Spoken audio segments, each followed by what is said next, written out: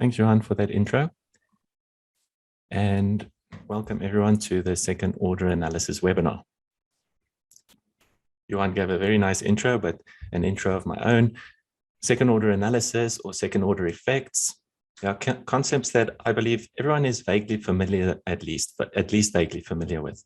We have at least a basic understanding of what is involved.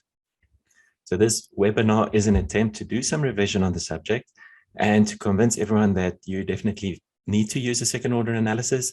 And if you are working in Frame, do get that second order analysis add-on. I'm sure it will become clear through the webinar why that is the case. So before we get to questions such as why we have to do second order analysis, or indeed how to do second order analysis, let's first make sure what this topic entails. During a linear analysis, the analysis type that you would accomplish when you do something by hand, for example, the goal is to determine the internal forces of the structure. The expected output is bending moments, shear forces, and deflections. And these results give us values that we can use to design a structure.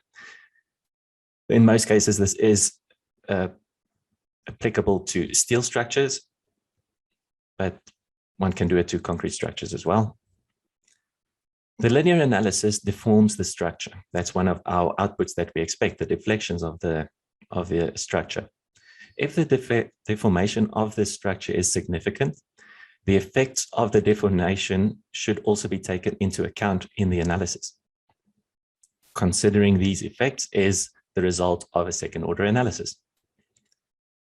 Now, there's more than one way of considering a second order analysis and considering second order effects.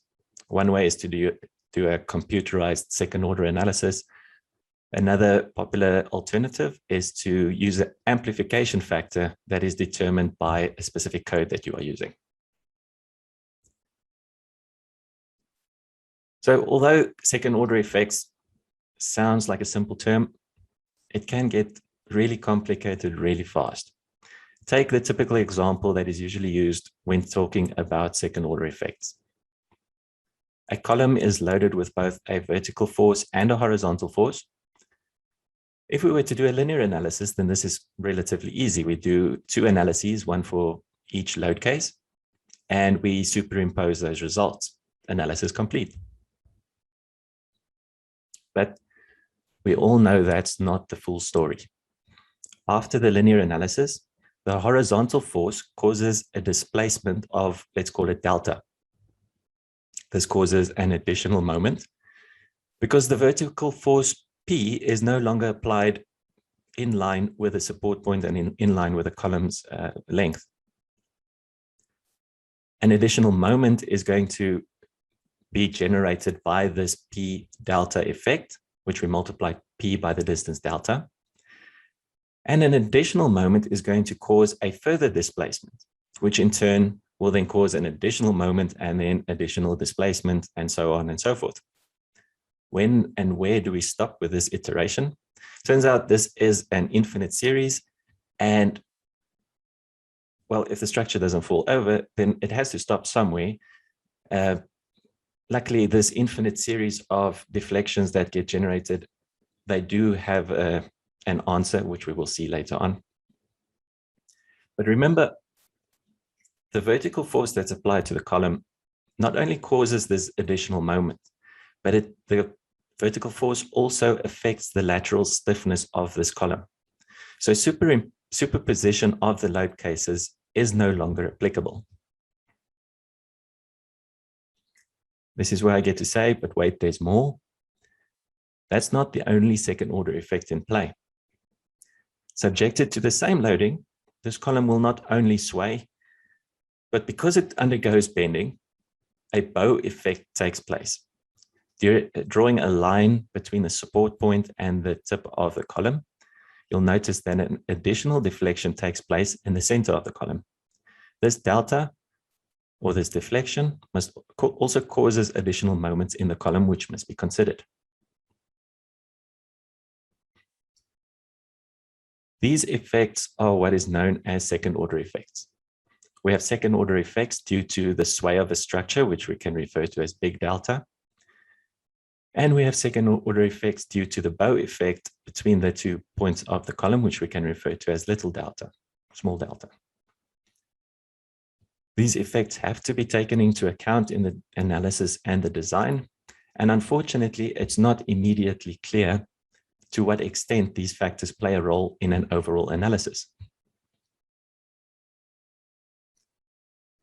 The next question that we should address is why we should do a second order analysis, why the second order effects must be taken into account. Apart from the obvious being that it increases the internal forces in members that must be designed. An argument can be made that a certain structure is very simple and second order effects won't play a role. Or another argument is that the structure may be indoors. So for example, maybe a mezzanine structure or some sort of substructure within a warehouse, something like that. And this structure that's being analyzed won't undergo substantial wind loads. Why should we consider the second order effects in those cases? These two arguments, it's very important to note that they are flawed arguments. Complexity and the applied forces to a structure is not the only reasons why second order analyses have to be done. Take, for example, the topic of notional horizontal forces. That's also known as equivalent horizontal forces or even fictitious loads in some literature. These are loads that must be applied to a structure. And of course, according to whichever code you are working with. Let's first discuss what notional horizontal forces are then. These are forces that must be applied to a structure, the quantity of which is determined by each code. And the forces are meant to do a couple of things. For example, compensate for lack of plumbness during construction. Structures aren't always built 100% as straight as we think they are. And these loads give us a reasonable allowance for that. They also allow for a reasonable factor of safety where horizontal forces are minimal. So maybe you have a structure which is being considered predominantly for vertical forces. If we have the notional horizontal loads, then there is some sway effect going to be applied to the structure and a reasonable factor of safety can be determined. This also compensates for inaccuracy due to modeling and also residual stresses in steel. And also with the inclusion of notional horizontal loads and doing a second order analysis, one is able to do a design of a beam column without having to alter the effective lengths during design. One can use an effective length factor of 1 because the second order effects are already considered in the analysis. A possible lack of familiarity with these notional horizontal forces may be due to this. In fact, this was the case for myself when I started to notice that I didn't know too much about notional loads. Consider this screenshot, which comes from the South African Steel Design Code. It's the latest code, the 2011 code. And one of the technical changes between the 2005 and 2011 code is that notional lateral loads are now applied in all lateral load combinations, not just as a minimum. In the past, it was likely that we could ignore, if one would put ignore in air quotes, one could ignore the notional loads if the structure was subjected to significant horizontal loads, such as the wind load. Now, this slideshow is by no means a complete list or a complete encapsulation of what notional horizontal loads are, but each code has its own specifications in how and what these loads are. The South African code, for example, specifies that 0.5% of the total factored gravity loads must be applied, and that the loads must be applied in conjunction with other lateral loads and not as a minimum. Another example is the American code. They also recommend that notional loads must be considered as additive to other lateral loads, again, not as a minimum, but the quantity is significantly lower than for South Africa, 0.2% of the factored gravity loads. Here's another reason why we should consider doing a second order analysis, particularly to structures that are subject or that may undergo sway and second order effects. And that's simply because the codes ask us to do this. Take this screenshot as an example. It's stated that the second order effects must preferably be taken into account by a second order analysis. So the code, the South African code in this case, asks us to preferably do a second order analysis. If that is not possible, we must apply the effect of the first, must apply the effects of an amplification factor to the linear analysis that we would have done initially. This U2 factor, we'll see this as we go along in the webinar. We'll use some examples to show this as well. This screenshot is also a very good example.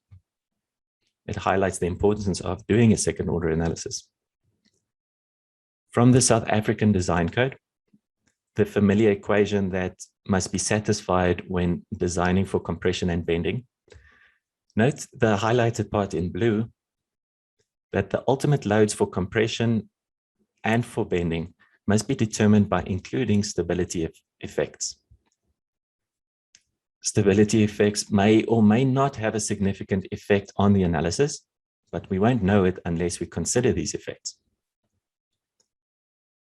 When it comes to design, Prokon's combined design module will design a member that is passed to it regardless of the forces involved. Combine doesn't know what happened in the analysis necessarily. It doesn't know whether an amplification has taken place or not. And Combine itself is not an analysis program. At its heart, it's meant for design. So we can't just trust Combine to do an amplification for us. This isn't specific to South African codes. If we take the time to read through specific design codes, any design codes for that matter, you'll get the idea that design procedures work with the assumption that second order analyses must be done. So this brings us to how do we do second order analysis? And I'm sure you'll forgive me if we don't dive deep into every code. We'll be here all day, and I'm sure not everyone is keen for that. So the discussion touches on certain codes, but we're going to focus the majority of time on the South African application of the amplification factor. So there are two ways that we can do second order analyses. The first is a computerized second order analysis, such as Frame or Sumo. And the alternative, according to the codes, is to amplify those results that you get with amplification factors.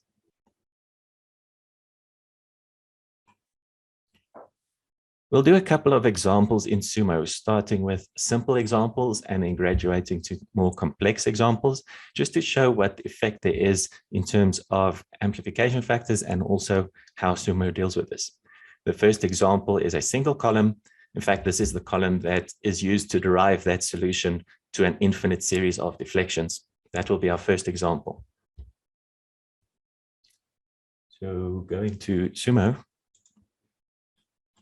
Ignoring the fact there are three columns at the moment, just focus on the first column. And there's a couple of things that we have to note here. This is a single column and it's fixed at the bottom and it's restrained against rotation at the top. This is going to be consistent through all our examples. You'll see these support points along the length of the column. Now, this is because the analysis is intended to be done in 2 dimensions, but Sumo is inherently a 3-dimensional analysis program. So I've placed translational supports in the Z direction along the length of the column, which forces Sumo to do the analysis in 2 dimensions. Discussing the loads that are applied, we've got 4 different load cases, and I've named them the magnitude of the load that is being applied. So there's a 220 kilonewton, 445, 667, and 890 kilonewton loads that can be applied to this column.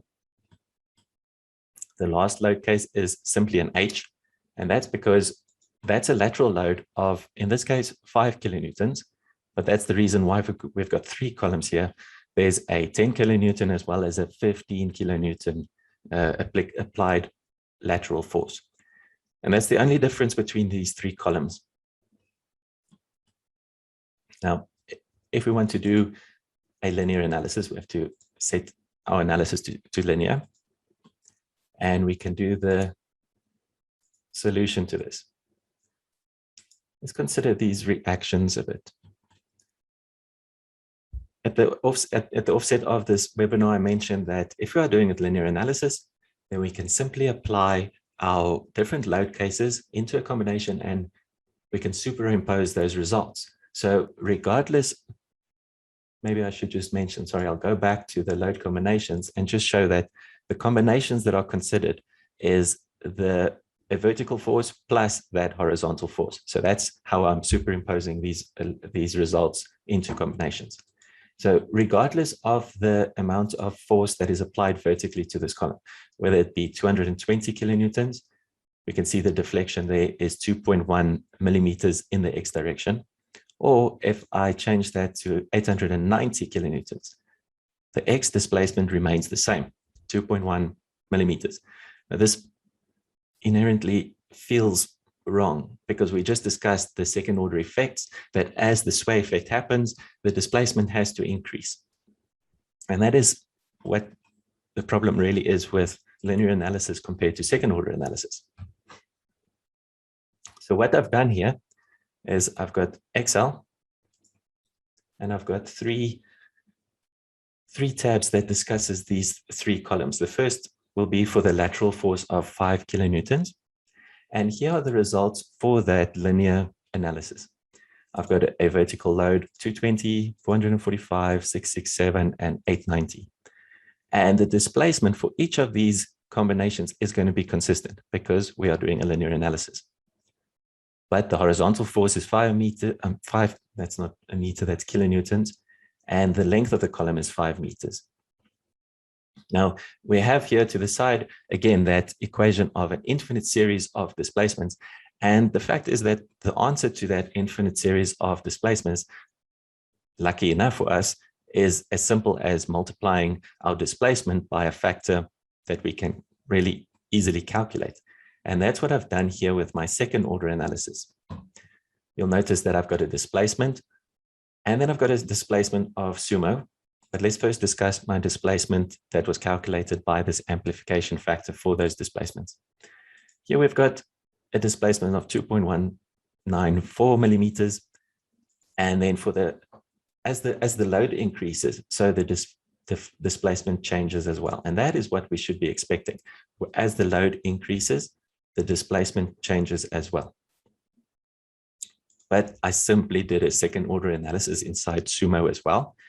And I've got the results for sumo and calculated the percentage difference between those results. Now, these aren't just factors, this is percentage. So the difference between calculating this by hand, which the code gives us, or calculating it by sumo, that's 0.39% difference. That's really, really close to 0, and that's definitely acceptable. The displacement differences here in the worst case is 1.7% of deflection. The last piece here is simply calculating that U2 factor, which if I consider this the linear displacement multiplied by a U2 factor or an amplification factor, then the amplification factor is simply just the correct deflection divided by the original deflection, and that will give you U2. And these are my U2 factors.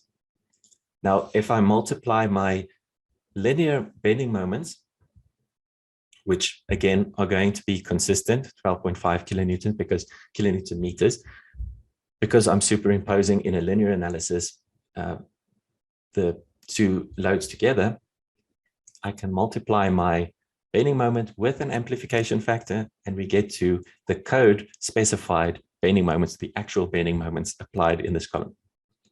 And again, the same thing I did was for Sumo, second order analysis. I got a difference, and the bending moments are even better situation than deflections. The worst case here is 0.1% difference between the two cases, calculating by hand or calculating with Sumo's second order analysis. And I've got this for a horizontal force of 10 kilonewtons as well as for 15 kilonewtons. If you look at 15 kilonewtons, for example, the displacement differences 1.7% in difference in displacement. That is really, really low, and it's definitely acceptable. And in terms of the bending moments, again, 0.12% difference between calculating moments by hand, doing a lot of work, or just selecting that tick box that says do a second order analysis in Sumo. The difference in the worst case is 0.12%. That's definitely acceptable values. And we can definitely use this when we are considering our designs. Okay, but this is, going back to the slideshow, these are those three columns, that one example with three columns, are very easy examples, simple. Let's just have a look at two additional examples. This will be the first example. We'll look at the bending moment in a beam. And then the third example will be for the bending moment in a column. And this will be in a structure which have 2 bays and 3 stories subjected to gravity loads as well as some lateral loads as well. Okay, before we get to doing the actual example, let's just have a look at the factor that the code gives us, specifically in South African, the South African design code, for this factor U2, the amplification factor. The sigma CU, that is and these screenshots that I've taken are directly from the code. So I didn't just write something that you can go find it for yourself if you intend on looking this up. Sigma CU, that is the sum of all the axial loads in the columns of a specific story. So even though we are working with a single column or a single beam, we need to calculate for this factor. We have to consider the compression force in all the axial compression forces in all the columns on a specific story. The same thing for the sigma VU is the sum of all the lateral loads above a certain story that we are considering, which we will see with the example. H is easy enough, it's the height of the story, and delta is the relative sway of the structure at that point. Okay, so let's jump back into Sumo and let's take a look at our beam example. My columns are green and my beams are blue, except for the beam that I'm considering at the moment. So the red beam is the beam that I want to do a design for, and I want to get the correct analysis for this. Remember, we are considering a linear analysis of sorts, which we will combine stuff together to get a second order, an amplified moment. And then we'll compare that to what Sumo gives us, and then we can see if this is indeed acceptable. All right, a little bit information about this beam. A part of a structure which is 16 meters wide, and this specific example is symmetrical. So we have a symmetrical bay spacing of 8 meters for both bays, and the loading, if we view the vertical loads, we've got 30 kilonewtons per meter on the third level, 60 kilonewtons per meter on the second and the first level. But that's just a symmetrical structure. Again, working in 2 dimensions, just keep that in mind. Because we know that we have to do it now, we know that we have to add notional loads. And I've done that already by calculating 0.5% of the total load acting at a certain level, and they have been applied here. But we have to do more than one analysis in each of these cases. We have to say, work with a linear analysis. Okay, so that's fine. And we can say solve. Okay. Now we can look at the results. I want to see the bending moment in my red beam. I want to view the vertical loads. And this is the bending moment diagram.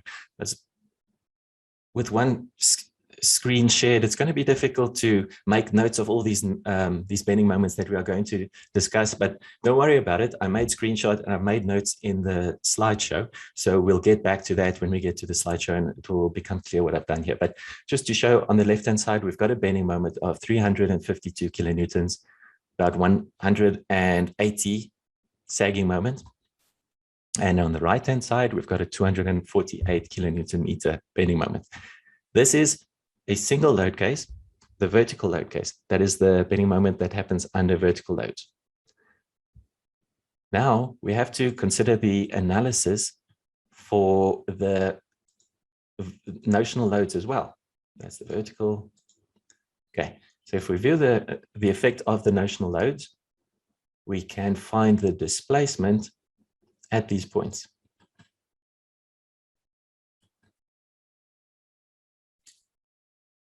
And as you can see,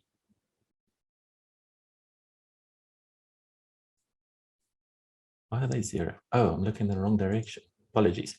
In the Z direction, we do have some displacement because the notional loads, we've added them because this structure theoretically only had gravity loads. So the notional loads aren't, lateral loads don't have such an effect, but there's an effect. There's a sway of almost 2 millimeters. That is something that we have to make note of, but we also have to get the bending moment due to our notional loads. So if I change our graph here we have a bending moment of almost 10 to the left-hand side and just over 11 kilonewton meters on the right-hand side. Okay, so I've made notes of the magnitudes, which we'll have a look at.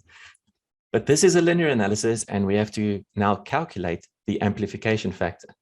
I don't think I have to do the second order analysis. It's by simply just clicking second order analysis. Let's go back to the slideshow and just consider what we have done here.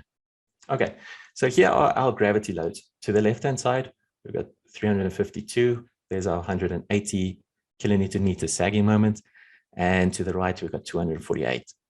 And moments due to your notional horizontal loads, that's the graph that we have. Now we can go and calculate our U2 factor. There's our displacement, our total load that was calculated. Remember, this is the compression force in all the columns above a certain story. And then VU is, as the code suggests, is all the lateral loads above a certain story, but I just calculated the shear in the columns below, which sums up to the total lateral load above that story. And that allows us to calculate a U2 factor. And the screenshot here to the side tells us how to get to the ultimate load. We've got M ultimate equals your gravity load, which is that really easy vertical load thingy. And then we can take our lateral loads and multiply that by our amplification factor, add them together. And here we have our results. So again, to the left is the linear calculation, the one that we consider the amplification factor. And to the right, we've got the second order analysis that Sumo did. Now, you might be wondering, why even bother in this case? Because look at the differences. We've got less than, we're in decimal differences here. Sagging moment is difference by 1, not even 1 kilonewton meter. But this is a specific example. I chose this example specifically to show that a second order analysis is not going to have an effect all the time. There was no lateral loads except for the notional loads that were playing effect on this structure. So there are cases in which your second order and your linear analysis is going to be very much the same.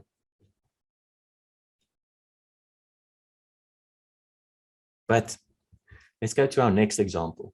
And in this case, I'm going to do or try and do an analysis for a column. Okay, so very much a similar situation, a two-dimensional, 2 bays, 3-story structure. But this is much different to what we just had in the sense that our bays are not symmetrical. So we've got a long span, which is 15 meters, and we have a short span, which is 8 meters. So in total, 23 meters. But let's have a look at the loads as well. We've got a vertical load, which is similar to what we had previously. We also have a wind load, so that's going to change things up. And we also have to apply our notional loads. Just ignore this Rx, this will come into play shortly. There's a reason for that. But let's just look at what happens for our gravity load analysis. Make sure it's on linear analysis. Oops, check and solve. If we look at the displacements just for the vertical load, although it's not, well, it doesn't seem clear right away, you can see that the column under consideration is simply under vertical loads is undergoing sway, and that's because the structure is not symmetrical. And what we want is we want the bending moments due to vertical loads only. So here already, the complexity is much higher. We have to go back and we have to stop this structure from swaying. So I'm going to use my point supports, which are keeping the structure upright in 2 dimensions. And I can say in the X direction, they must be rigid. So now I can do the analysis again. And now I can view the results. That displacement is basically 0. So this column that I'm considering, the red column, is not swaying. That's great. So now I can get my gravity load or my gravity bending moment. There's my red column. I don't want the combinations. I want vertical only. Okay, so now I can make note of the gravity bending moment in this column. At the bottom of the column, 244. And at the top of the column, 197 kilonewton meters.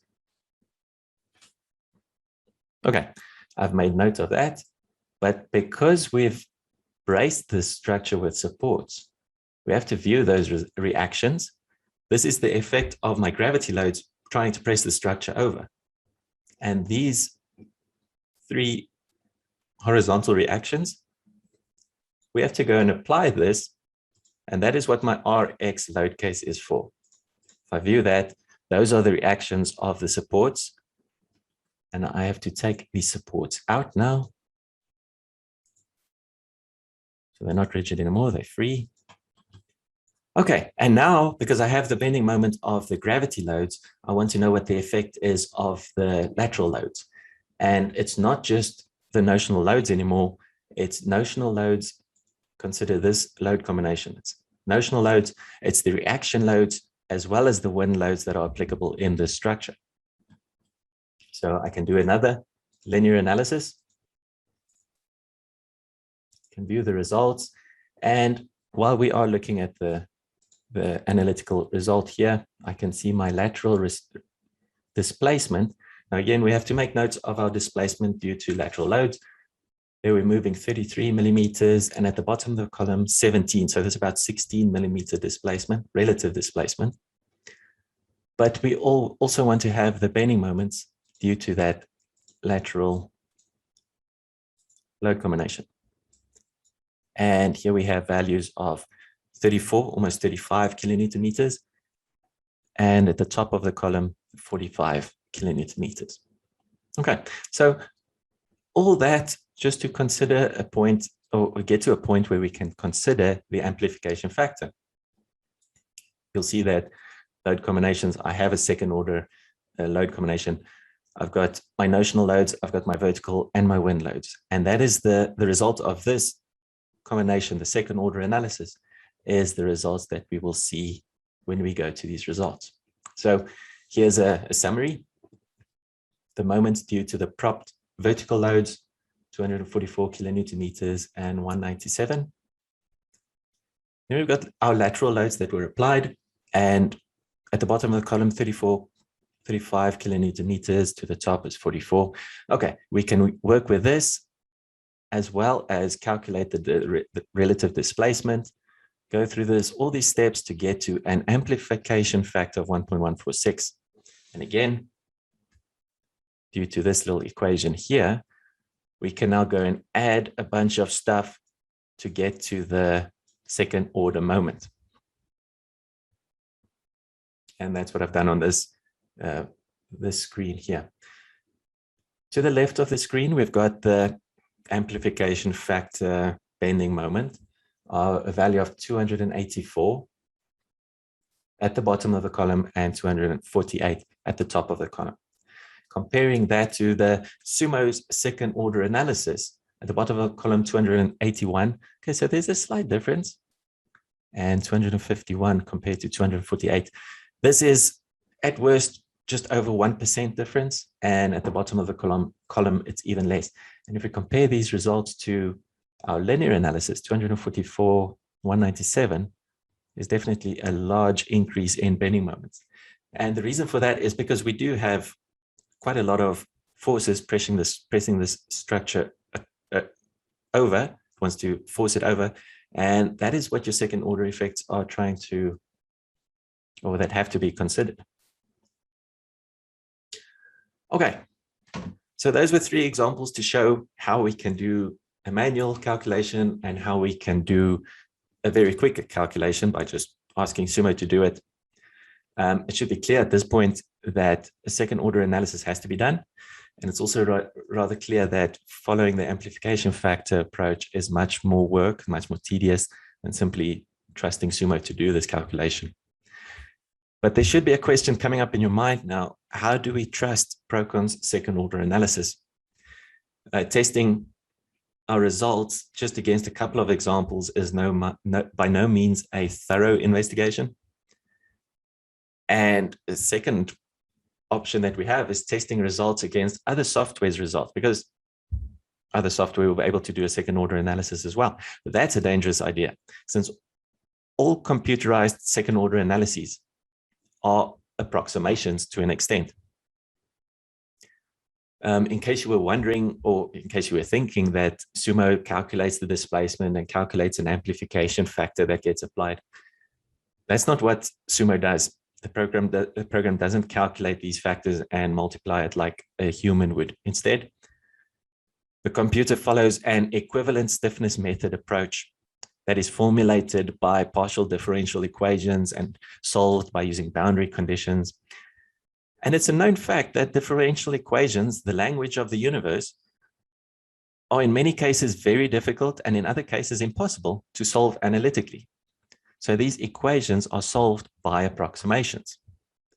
I read a quote once where a scientist was talking, and he was specifically talking about weather forecasting and how much they rely on these models that are defined in a computer. And the guy said that all numerical models are wrong, but there are some that are useful. Maybe something to remember when we were working with computers.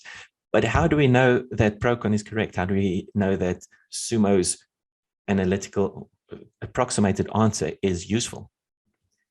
Luckily for us, the American Institute of Steel Construction has included benchmark tests in their code to determine whether a second order analysis is correct. There are 2 benchmark tests. The first is to take into account the bow effect. So you've got a column with 2 point supports on either side, and there's a distributed load across. And then we do successive iterations to consider the axial force that is increased. So ignore the first table because that is imperial units. We don't want to look at that, but we want to look at our metric units. It also makes sense why these values are so weird. It's very nice values in imperial, 150, 300, 450. We don't get the same when we convert that to metric units. The second benchmark test is to consider the sway effect in a column. And this is, in fact, an example that we looked at earlier. There's a consistent horizontal force applied. And again, the axial force increases. And we've got values that are expected for bending moments as well as for displacement. Now, I want to show the results again in Excel. I want to discuss the benchmark number 2 first, and we'll go to number 1 second. This is basically the summary of what we have here. We've got an axial force of our sway effect that we are trying to consider. Expected moment is 38. 53, 68, 97. These are what was given. And the actual moment is what Sumo calculated for us. Again, the difference is calculated in percentages. So at the worst case, 0.88% difference. And that's very close to the right answer. It's basically as close as damn it is to a swear word. What's interesting about this is if you set up these benchmarks and you run through the design, you go to do the analysis, second order, as you should, and you do a design of these columns. These, I believe the last two columns will not even pass the design. So it's rather interesting to see that even though the column fails under design circumstances, the analysis is close enough to say, okay, we can trust these answers. The deflection is slightly more out, but again, 1%, 2% is not really something to be concerned about. If you are, then I suppose you have to use the manual approach or some other calculation, but this is very close to the correct answers that these benchmarks give. Okay, benchmark number one. This is the bow effect that must be taken into account, and that's this example.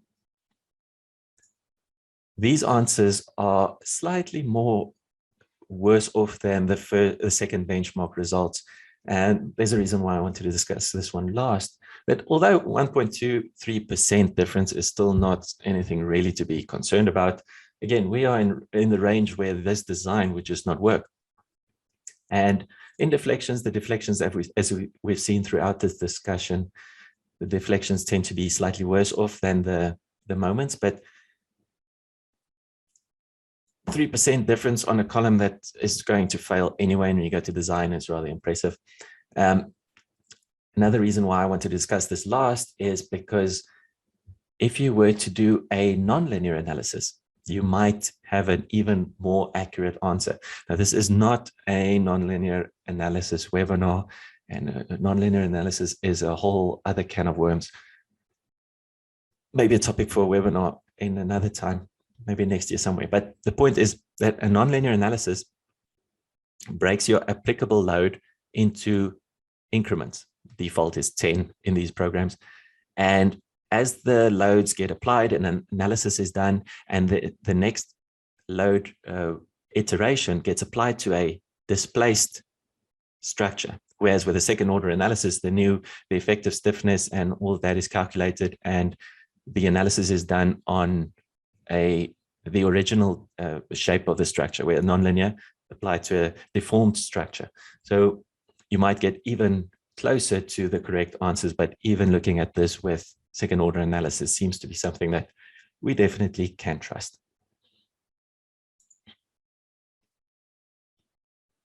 And there you have it. This concludes what I have to say.